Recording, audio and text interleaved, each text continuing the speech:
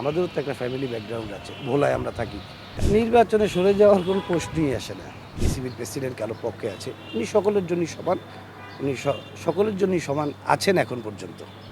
যেটা সিলেকশন হয়ে গেছে, কিন্তু আমি যেহেতু ইলেকশনের মধ্যেই আছি, উত্তাপ ছিল, কিন্তু মাঝখানে ঈদুল আজহার বন্ধের কারণে একটু মাঝখানে প্রচারণাটা একটু বন্ধ ছিল। তারপরেও আমি আমার বিভাগের সব জেলা সফর করেছি ঈদের আগের দিনই, এবং আমি ইলেকশনের মধ্যেই আছি, প্রচারণা চালিয়ে যাচ্ছি। আমি অপোনেন্ট সম্পর্কে ওইভাবে বলবো না, কিন্তু আমি তৃণমূলে কাজ করেছি। আমি একদম মফস্বল থেকে আমি ক্রিকেটের জন্য কাজ করেছি, এবং আমার জানা মতে আমি যতদিন ধরে ক্রিকেটের সাথে আছি, উনি এতদিন ধরে ক্রিকেটের সাথে নেই। উনি ফ্র্যাঞ্চাইজি নিয়ে কাজ করে, আমি মফস্বলের ক্রিকেট নিয়ে কাজ করেছি, এবং আমি জানি যে মফস্বলের ক্রীড়া সংস্থাগুলি বা ক্রিকেট কমিটিগুলি কত কষ্ট করে একটা খেলা পরিচালনা করে।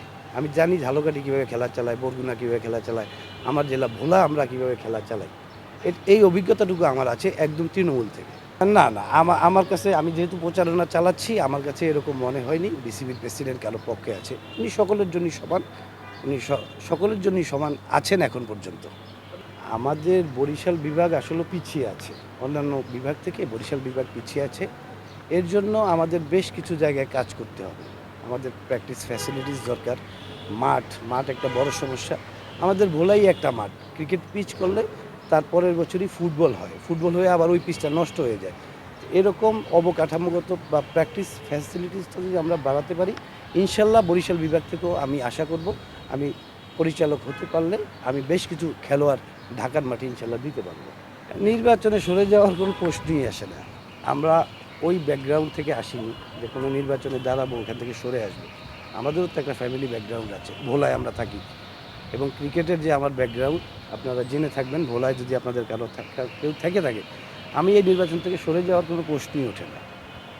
আপনি শেষ পর্যন্ত লড়াই চালিয়ে ১০০বার ১০০বার ফ্যাসিলিটিস যদি বাড়ে এবং লিগগুলো যদি কন্টিনিউ হয়, তাহলে অবশ্যই প্লেয়ার বের হয়ে আসবে।